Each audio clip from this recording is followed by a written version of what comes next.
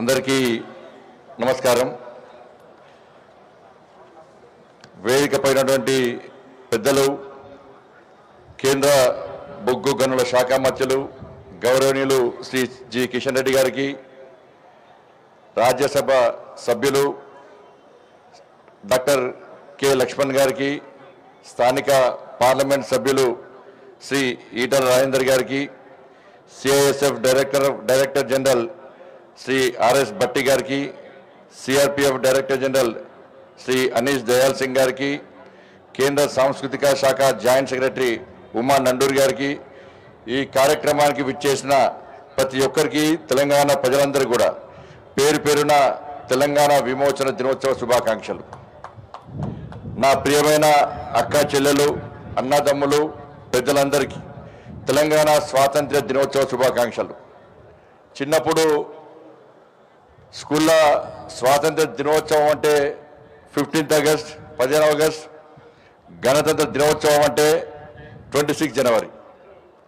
కానీ అంతేగాని అసలు తెలంగాణకు స్వాతంత్రం వచ్చింది 17th సెప్టెంబర్.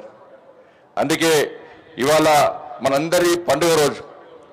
గత ప్రభుత్వాలు చరిత్రను వక్రీకరించకపోతే సెప్టెంబర్ 17 కూడా మనకు పండుగ చేసుకుంటాం మనమందరం కూడా. కానీ అసలు నిజాలను భూస్థాపితం చేశారు, అబద్ధపు కల్పితాలను చరిత్రం చేశారు. భారతదేశానికి 1947 ఆగస్టు 15 స్వాతంత్రం లభిస్తే 399 రోజుల తర్వాత, అంటే 1948 సెప్టెంబర్ 17న నిజాం నిరంకుశ పాలన నుండి తెలంగాణ ప్రజలకు విముక్తి లభించిన రోజు. భారతదేశంలో హైదరాబాద్ సంస్థానం విలీనమైన రోజు. తెలంగాణకు స్వాతంత్రం వచ్చి ఇవాళకి సరిగ్గా 76 ఏళ్ళు. 1947 15 ఆగస్టున దేశానికి స్వాతంత్రం వచ్చినా తెలంగాణకు ఎందుకు రాలేదు? నిజాం పాలనలో తెలంగాణ ప్రజల పరిస్థితి ఏ విధంగా ఉండేదని ఎవరన్నా చెప్పగలరా? రజాకర్ల రాక్షస పాలన నుండి తెలంగాణకు విముక్తి కల్పించేందుకు జరిగిన పోరాటాలు ఏంటియో అసలు మనకు తెలుసా? కొట్లాడి ప్రాణాలొడ్డి తెచ్చుకున్న నాటి తెలంగాణ స్వాతంత్ర పోరాట ఫలాలు నేటికి అందుతున్నాయా లేదా? ఇవేవి మనకు తెలియకుండా కుట్ర చేసిన విషయం వాస్తవం. ఈ వాస్తవాల చరిత్రను కళ్ళకు కట్టినట్టు చూపాలనే ఉద్దేశంతో ఎన్నో కష్టాలు పడి, ఎన్నో కష్టాలైనా అన్నిటినీ భరించి రజాకర్ సినిమా తీసినటువంటి గూడూరు నారాయణ రెడ్డి గారికి ఈ సందర్భంగా నా ప్రత్యేక అభినందనలు తెలియజేస్తున్నా.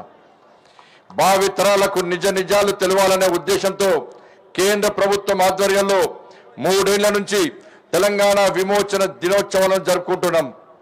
ఈ అవకాశాన్ని కల్పించిన మన ప్రియతమ నేత, దేశ ప్రధాని గౌరవనీయులు శ్రీ నరేంద్ర మోడీ గారికి, కేంద్ర హోంశాఖ మంత్రులు శ్రీ అమిత్ షా గారికి తెలంగాణ ప్రజల పక్షాన హృదయపూర్వక కృతజ్ఞతలు తెలియజేస్తున్నాం. ముఖ్యంగా ఈ విషయంలో ఈ రోజు ఈ కార్యక్రమం జరుపుకుంటున్నామంటే దీనికి కర్త కర్మ క్రియ, కేవలం ఈ క్రెడిట్ అంతా కూడా మన కేంద్ర బొగ్గు గనుల శాఖ మంత్రి శ్రీ కిషన్ రెడ్డి గారి చొరవ వల్లనే ఈ రోజు ఈ కార్యక్రమాలను 3 సంవత్సరాలు జరుపుకుంటా ఉన్నాం. ఆ రోజు నరేంద్ర మోడీ గారు, అమిత్ షా గారితో సమావేశం జరిగినప్పుడు, నేను రాష్ట్ర అధ్యక్షుడిగా ఉన్నప్పుడు ప్రత్యేకంగా కిషన్ రెడ్డి గారు మోడీ గారితో, అమిత్ షా గారితో మాట్లాడి, సార్ తెలంగాణలో జరుగుతున్నది వాస్తవ చరిత్రను తెరమరుగు చేస్తున్నారు పాలకులందరూ కూడా.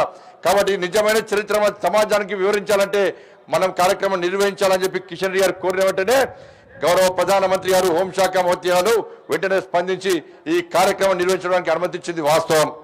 నిజాం నిరంకుశ పాలనకు వ్యతిరేకంగా జరిగిన పోరాటం ఏ వర్గానికో ఏ పార్టీకో వ్యతిరేకం కానే కాదు. ఇది ప్రజా పోరాటం. దేశ భక్తులకు, దేశ విభజన ద్రోహులకు మధ్య జరిగిన పోరాటం. భూమి కోసం, భుక్తి కోసమే కాదు, తెలంగాణ ప్రజల బానిస సంఖ్యలను తెంచి స్వేచ్ఛా వాయులు పీల్చుకునేందుకు జరిగిన పోరాటం. కుల మత వర్గాలకు అతీతంగా నిజాం నిరంకుశ పాలనపై ప్రజలంతా ఒక్కటై తిరగబడ్డ పోరాటం. వేలాది మంది బలిదానమైన పోరాటం. మా ఆడబిడ్డలు రోకలి బండలు, కారం పొడులు పట్టుకొని రజాకర్లను తరిమి కొట్టిన పోరాటం. అటువంటి ఆనాటి తెలంగాణ పోరాటాలను, త్యాగాలను, తెలంగాణ తెగువను నేటి తరానికి తెలియజేసేందుకే తెలంగాణ విమోచన దినోత్సవాన్ని జరుపుకుంటున్నాం. నిజాం నిరంకుశ పాలనలో రజాకర్ల అకృత్యాలను తలుచుకుంటే ఇప్పటికీ నా రక్తం సలసల మరుగుతుంది. నా తెలంగాణ ఆడబిడ్డలపై జరిగిన మానభంగాలు బట్టలిప్పించి మా అక్కాచెలను నగ్నంగా బతుకమ్మ ఆడించిన ఘటనలు ఇలా తెలంగాణ సమాజం మర్చిపోదు. పరకాలలో 1500 మంది జాతీయ జెండాను ఎగిరేసినందుకు జలియన్ వాలాబాగ్ తరహాలో కాల్పులు జరిపిన దుర్మార్గపు సంఘటనను మనం మర్చిపోతామా? బైరాన్పల్లి, గుండ్రాన్పల్లి, 1000 ఊడల మర్రిలో రజాకర్ల దురాగతను ఎన్నటికీ మర్చిపోం.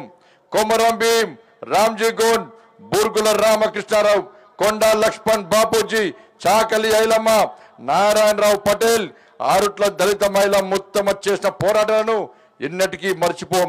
ఇలా చెప్పుకుంటూ పోతే తెలంగాణలో ప్రతి గ్రామానికి రజాకర్లపై పోరాడిన చరిత్ర ఉంది.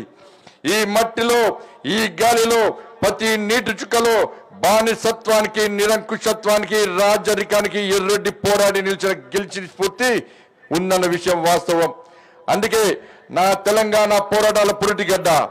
ఈ గడ్డ మీద పుట్టినందుకు గర్వపడాలి.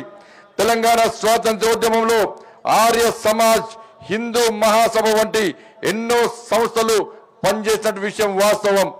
ఈ తరం ఉస్మానియా యూనివర్సిటీలో జై తెలంగాణ నినాదాలను చూసింది.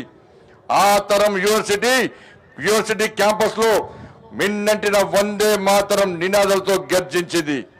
ఆనాడు సర్దార్ వల్లభాయ్ పటేల్ లేకపోతే తెలంగాణకు అంత జల్దీ విముక్తి లభించేది కాదన్నది నగ్న సత్యం. నిజాం రాజు అంతరుడు, రజాకర్ల నాయకుడు కాసిం రజ్వీ, అదే ఇప్పటి ఎంఐఎం పార్టీ తెలంగాణను పాకిస్తాన్ లో కలపమని లేకుంటే స్వతంత్ర రాజ్యంగా ఉండాలని ప్లాన్ చేసిండు. 562 సంస్థానాలను భారతదేశంలో విలీనం చేసిన సర్దార్ పటేల్ తెలంగాణకు స్వాతంత్రం రాకుండా నిజాం చేతిలో బందీగా ఉండే భారతమాత కడుపులో క్యాన్సర్ గడ్డ ఉన్నట్లేదని గుర్తించి హైదరాబాద్ సంస్థానాన్ని పాకిస్తాన్ లో విలీనం చేయాలని కుట్రను భగ్నం చేసిన విషయం వాస్తవం. దేశాన్ని ఐక్యం చేసే నినాదంతో ఆపరేషన్ పోలో పేరుతో పోలీస్ యాక్షన్ స్టార్ట్ చేసి కేఎం మున్షి నేతృత్వంలో సర్దార్ పటేల్ ఆదేశాలతో నిర్వహించిన ఆపరేషన్ తో రక్తం చుక్క చిందకుండా నిజాం మెడలు వంచి తెలంగాణ స్వాతంత్రాన్ని సిద్ధింపజేసిండు. 800 ఏళ్లు విదేశీయుల పాలనలో ఒంటిండా గాయాల పాలై రక్త సిక్తమైన తల్లడిల్లిన నా తల్లి భారత మాతకు ఆపరేషన్ చేసి పునర్వైభవం కల్పించిన సర్దార్ పటేల్ నిజమైన దేశభక్తుడు. ఆయన మనందరికీ ఎప్పటికీ ఆరాధ్యుడే. ఇంత చరిత్ర ఉంటే దురదృష్టవశాత్తు రాష్ట్రంలోని పాలకులు ఎవరు కూడా ఇప్పటి వరకు అధికారికంగా తెలంగాణ విమోచన దినోత్సవాన్ని నిర్వహించకపోవడం బాధాకరం. తెలంగాణ విమోచన దినోత్సవాన్ని అధికారికంగా జరపాలని చెప్పి ఈ గడ్డపై కొన్నేళ్లుగా ప్రజలు కోరుతున్నారు, పోరాడుతున్నారు. లాఠీ దెబ్బలు తిన్నారు, కేసులు భరించరు, జైళ్ల పాలయ్యారు. అయినా సరే ఓటు బ్యాంకు రాజకీయాల కోసం ఈ రాష్ట్రాన్ని పాలించిన ఏ ప్రభుత్వం విమోచన దినోత్సవాన్ని నిర్వహించలేదు. తెలంగాణ విమోచన దినోత్సవాన్ని అధికారికంగా నిర్వహించాలని చెప్పి మొట్టమొదటి తెరపైకి తీసుకొచ్చిన వ్యక్తి శ్రీ సిహెచ్ విద్యాసాగర్ గారి ఉద్యమ స్ఫూర్తిని ఈ సందర్భంగా మరువలేం. తెలంగాణ విమోచన దినోత్సవాన్ని నిర్వహించకపోవడం అంటే నాటి సమర యోధుల త్యాగాలను, బలిదానం అవమానించడమే. తెలంగాణ ప్రజలంతా రజాకర్లను తరిమి కొడితే నేడు కొన్ని పార్టీలు రజాకర్ల వారసుల మెప్పు పొందడానికి తెలంగాణ విమోచన దినోత్సవాన్ని నిర్వహించకుండా చరిత్రను తెరమరుగు చేస్తున్నారు. మేము మాట్లాడితే కొంతమంది మతం రంగు మొలుపుతారు, మతాల చిచ్చు పెట్టే ప్రయత్నం చేస్తారు. మేము సామాన్య ముస్లిం ప్రజలకు ఎన్నడూ వ్యతిరేకం కాదు. ఒక్క విషయం గుర్తుంచుకోవాలి, ముస్లింలంతా రజాకర్లు కాదు. తెలంగాణ విముక్తి కోసం షేక్ బందగి, షోయబుల్లా ఖాన్ వంటి ముస్లింలు నిజాం నిరంకుశ పాలనకు వ్యతిరేకంగా పోరాడి ప్రాణాలు వదిలిన సంగతిని గుర్తుంచుకోవాల్సిన అవసరం ఉంది.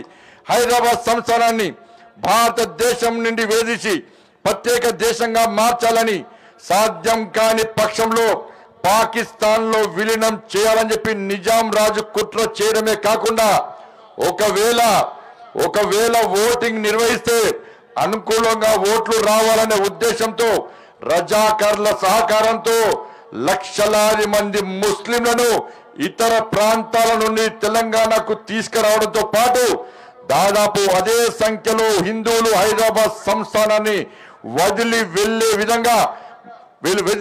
విధంగా ప్లాన్ చేసిన సంగతిని మనం మర్చిపోదు.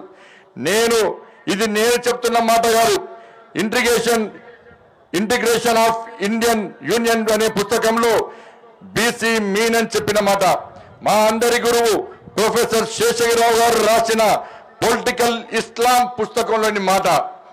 అట్లాంటి దేశ విచ్ఛిన్నకర శక్తుల వారసుల పార్టీతో అధికార పార్టీలు అంటగాడడం సిగ్గుచేటు. అధికారంలో లేనప్పుడు తెలంగాణ విమోచన దినోత్సవం ఎందుకు జరపడం లేదని ప్రశ్నించిన వాళ్ళే అధికారంలోకి వచ్చిన తర్వాత మాట మార్చి పేర్లు మార్చి తెలంగాణ పోరాట చరిత్రను తెరమరుగు చేసేందుకు తెలంగాణ సమైక్యత దినోత్సవం అని ఒక పార్టీ, తెలంగాణ ప్రజాపాలన దినోత్సవం అని మరొక పార్టీ ప్రజలను ఏమార్చాలనుకోవడం బాధాకరం. ప్రజాపాలన దినోత్సవం అంటే ఒక్కరోజే పాలన చేసి మిగిలిన రోజులు దోసుకొని తినడమా? ఇచ్చిన హామీలు నెరవేర్చకుండా 6 గ్యారెంటీలను అటకెక్కించి ప్రజలను ఏమార్చడమే ప్రజాపాలన దినోత్సవంకి గీటురాయి అనుకోవాలన్నా? ఓట్ల కోసం కులాల వర్గాల మధ్య చిచ్చుపెట్టి, మతాల మధ్య చిచ్చుపెట్టి రాజకీయ లబ్ధి పొందాలనుకోవడమే తెలంగాణ సమైక్యత దినోత్సవానికి గీటురాయి అనుకోవాలని చెప్పాల్సిన అవసరం ఉంది.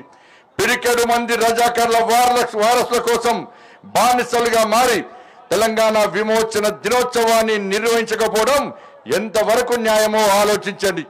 తెలంగాణలో పుట్టిన బిడ్డలైతే రోషం ఉండాలి, పౌరుషం ఉండాలి, ఇజ్జత్ ఉండాలి.